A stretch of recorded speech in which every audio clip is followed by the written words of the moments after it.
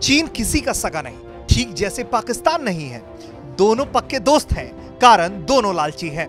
अब इन दोनों की नजरें नेपाल पर है। नेपाल इन दिनों चीन का दुलारा है, लेकिन ऐसा धक्का चीन ने नेपाल को दिया है कि नेपाल के लिए यह एक सबक है।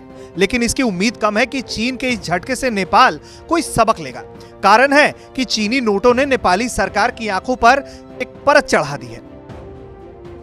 अब चीन के सुरक्षा बलों ने नेपाल की एक टीम पर आंसू गैस के गोले दाग दिए। यह टीम हुमला जिले के नमखा में सीमा पर लगे पिलरों की जांच करने गई थी। इस बारे में नमखा गांव के निकाय के उपाध्यक्ष पेना लामा ने जानकारी दी है।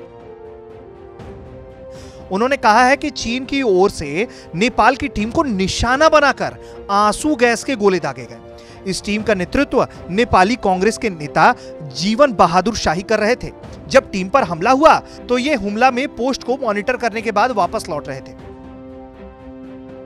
दरअसल हाल में चीन पर आरोप लगा था कि वो नेपाल की जमीन को कब्जा कर रहा है। नेपाल की मौजूदा सरकार के बयानों को लेकर वहां की विपक्षी पार्टियों ने उसका घेराव तक किया था।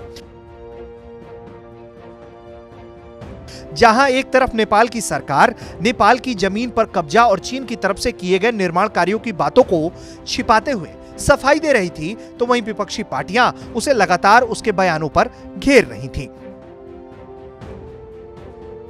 नेपाल सरकार की सफाई पर विपक्षी पार्टियां संतुष्ट नहीं है।